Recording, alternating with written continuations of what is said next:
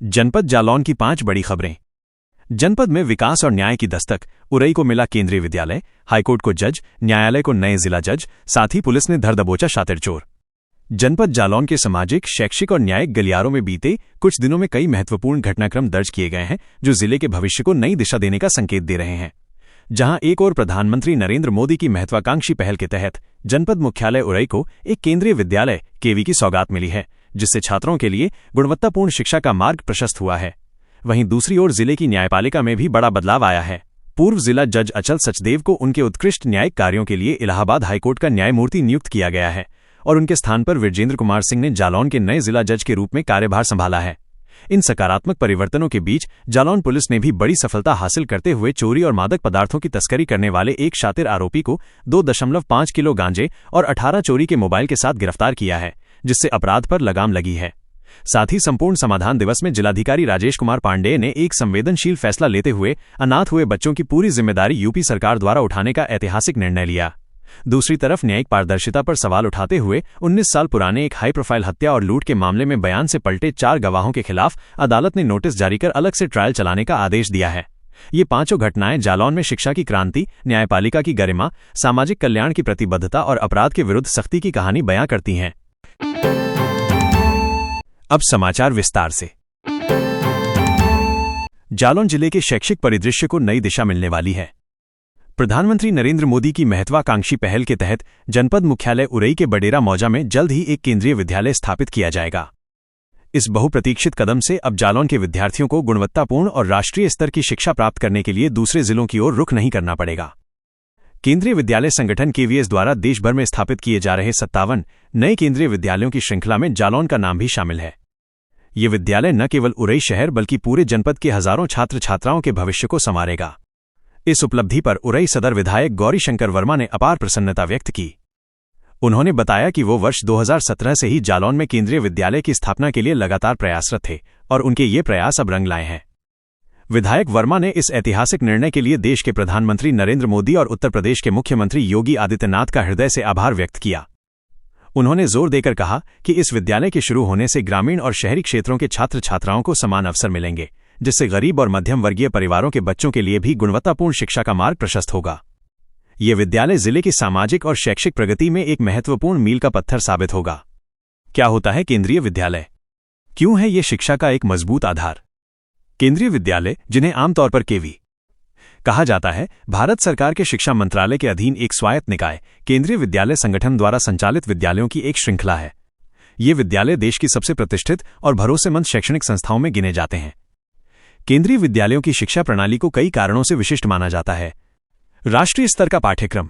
इन विद्यालयों में केंद्रीय माध्यमिक शिक्षा बोर्ड सीबीएसई का पाठ्यक्रम लागू होता है।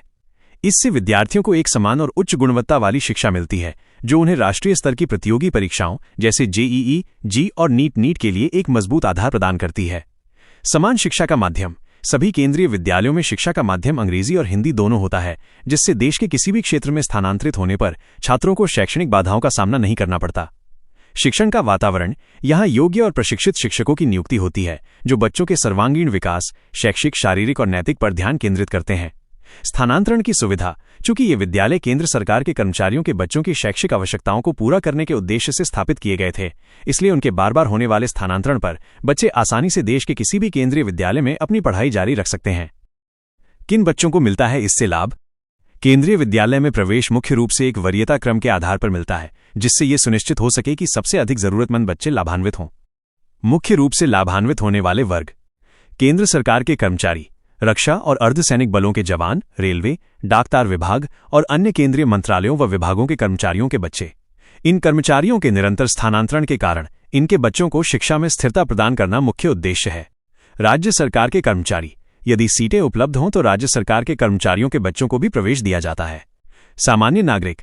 केंद्र और राज्य सरकार के कर्मचारियों के बाद बची हुई सीटों पर लॉटरी प्रणाली के माध्यम से सामान्य नागरिकों के बच्चों को भी प्रवेश दिया जाता है।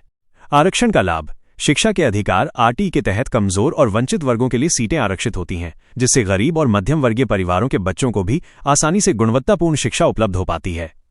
केंद्रीय विद्यालय की स्थापना जालौन जिले की सामाजिक और शैक्षिक प्रगति के लिए एक नई क्रांति लाएगी, जिससे स्थानीय विद्यार्थियों के लिए उज्जवल भविष्य के द्वार खुलेंगे। वहीं जालौन की न्यायपालिका ने एक गौरवशाली क्षण दर्ज किया है। जिले के पूर्व जिला जज अचल सचदेव को उनके उत्कृष्ट न्यायिक कार्यों और निष्पक्षता के आधार पर इलाहाबाद हाईकोर्ट का न्यायमूर्ति नियुक्त किया गया है। ये जालौन के न्यायिक समुदाय के लिए सम्मान का विषय है। उनके स्थान पर सिद्धार्थनगर से स्थानांतरित होकर आए विजेंद्र कुमार सिंह ने जालौन के नए जिला जज के रूप में कार्यभार ग्रहण किया है। नए जिला जज के आने से न्यायालय परिसर में न्यायिक कार्यों में और तेजी आने तथा जनहित से जुड़ी वादों का प्राथमिकता से निस्तारण होने की उम्मीद जगी है। बार एसोसिएशन ने निवर्तमान जज अचल सचदेव को भावभीनी विदाई दी और उनके पारदर्शी व जनसुलभ न्याय कार्यकाल की सराहना की। इधर पुलिस अधीक्षक डॉक्टर दुर्गेश कुमार के निर्देशन में जालौन पुलिस ने चोरी और मादक पदार्थों की तस्करी के एक बड़े रैकेट का पर्दाफाश किया है। कोंच रोड स्थित बर्फ फैक्ट्री के पास से सुनील उर्फ कंजे नामक एक शातिर चोर को गिरफ्तार किया गया। पुलिस ने आरोपी के कब्जे से भारी मात्रा में 2.5 किलोग्राम अवैध गांजा और 18 चोरी के एंड्रॉयड मोबाइल फोन बरामद किए हैं, जिनकी अनुमानित कीमत 5 लाख रुपए बताई जा रही है। आरोपी सुनील ने पूछताछ में खुलासा किया कि वो चोरी के मोबाइल को राहगीरों को कम दामों में बेचता था और जब चोरी का माल नहीं बिकता था तो वो गांजे की पुड़िया बनाकर तस्करी करता था। आरोपी का आपराधिक इतिहास लंबा है और उसके खिलाफ एनडीपीएस एक्ट सहित विभिन्न धाराओं में मुकदमा दर्ज कर आगे की विधिक कार्रवाई जारी है। वहीं तहसील उरई सभागार में आयोजित संपूर्ण समाधान दिवस सामाजिक प्रतिबद्धता का प्रतीक बन गया। जिलाधिकारी राजेश कुमार पांडे और पुलिस अधीक्षक डॉक्टर दुर्गेश कुमार ने 43 शिकायतों को सुना, जिनमें से 16 का मौके पर निस्तारण हुआ। इस दौरान एक हृदय विदारक मामला सामने आया जब नम्रता नाम की एक अनाथ बच्ची अपने 2 छोटे जुड़वा भाई बहनों के साथ फरियाद लेकर पहुंची। उसने बताया कि माता पिता और दादा दादी सभी के निधन के बाद वो बेसहारा हो गई है, लेकिन पढ़ाई जारी रखना चाहती है। मामले की गंभीरता को देखते हुए जिलाधिकारी ने तत्काल निर्णय लिया कि नम्रता को कस्तूरबा गांधी आवासीय विद्यालय में दाखिला दिलाया जाएगा, जबकि छोटे बच्चों को राजकीय शिशु सदन झांसी ललितपुर भेजा जाएगा। जिलाधिकारी ने आश्वासन दिया कि इन बच्चों की पूरी जिम्मेदारी उत्तर प्रदेश सरकार और जिला प्रशासन की होगी और उन्हें मुख्यमंत्री बाल सेवा योजना सहित सभी शासकीय योजनाओं का लाभ दिलाकर सुरक्षित भविष्य प्रदान किया जाएगा। इधर न्यायिक जगत से आई एक अन्य खबर में एक 19 साल पुराने हाई प्रोफाइल हत्या और लूट के मामले में गवाहों के बयान से मुकरने पर न्यायालय ने सख्त रुख अपनाया है। उरई की स्पेशल जज डकैती कोर्ट डॉक्टर अवनीश कुमार ने आरोपी संजीव उर्फ संजू को संदेह का लाभ देते हुए दोषमुक्त कर दिया। हालांकि कोर्ट ने मामले की गंभीरता को देखते हुए वादी विजयपाल सिंह, मृतक की पत्नी अर्चना तथा 2 अन्य गवाहों उदयवीर सिंह और यशवंत सिंह के खिलाफ सीआरपीसी की धारा 344 के तहत नोटिस जारी कर दिया है। ये सभी गवाह कोर्ट में अपने पूर्व के बयानों से पलट गए थे। अब इन चारों के खिलाफ बयान से मुकरने के लिए अलग से ट्रायल चलाया जाएगा। ये फैसला न्यायिक प्रक्रिया में सत्यनिष्ठा और गवाहों की जिम्मेदारी को सुनिश्चित करने की दिशा में एक बड़ा कदम माना जा रहा है। बता दें कि चुरखी थाना क्षेत्र के ग्राम बिनौरा वैध निवासी विजयपाल सिंह ने जालौन कोतवाली पुलिस को तहरीर देकर बताया था कि उसकी बहन अर्चना की शादी जालौन कोतवाली क्षेत्र के सिहारी दाऊदपुर गांव निवासी रंजीत सिंह से हुई थी। बहन बहनोई लगभग 5 वर्ष से शहर कोतवाली क्षेत्र के मोहल्ला नया पटेल नगर में रहते थे। 30 अप्रैल 2006 को बहन बहनोई व भांजा बाइक से नैनापुर गांव गए थे। लौटते समय जालौन औरैया मार्ग स्थित हरिपुरा गांव के पास नया बल्लू यादव शहर कोतवाली क्षेत्र के मोहल्ला नया पटेल नगर ने अपने 2 साथियों के साथ बाइक आगे लगाकर रोक लिया। बहन के सोने चांदी के जेवर छीनने लगे। बहनोई रंजीत ने विरोध किया तो कनपटी पर तमंचे से गोली मार दी। बहन के जेवर लेकर भागने लगे। उसकी चीख पुकार सुनकर यशवंत सिंह, उदयवीर सिंह पहुंचे तो बदमाश औरैया की तरफ भाग गए। रंजीत को जिला अस्पताल में मृत घोषित कर दिया। बल्लू यादव व उसके 2 अन्य साथियों के खिलाफ हत्या लूट की रिपोर्ट दर्ज की गई थी। विवेचना में बल्लू यादव की मौजूदगी नहीं पाई गई। पुलिस की जांच में बंगरा निवासी संजू उर्फ संजीव शर्मा का नाम सामने आया था। महिला सहित 4 लोगों ने लूट व हत्या के मामले में पुलिस को बयान दिया था कि घटना संजू ने की, लेकिन पुलिस ने सभी के बयान दर्ज कर आरोपी के खिलाफ डकैती कोर्ट में 2 दिसंबर 2010 को चार्जशीट दाखिल कर दी। कोर्ट में चले ट्रायल के दौरान रंजीत का साला और वादी विजयपाल, पत्नी अर्चना, सहयोगी उदयवीर सिंह, यशवंत सिंह कोर्ट में अपने बयान से मुकर गए। शनिवार को स्पेशल जज डकैती कोर्ट डॉक्टर अवनीश कुमार ने आरोपी संजीव उर्फ संजू को संदेह का लाभ देते हुए दोषमुक्त कर दिया। वहीं कोर्ट में बयानों से पलटे गवाहों के खिलाफ सीआरपीसी की 344 के तहत 4 लोगों के खिलाफ नोटिस जारी किया गया है। अब सभी के खिलाफ अलग से ट्रायल चलाया जाएगा।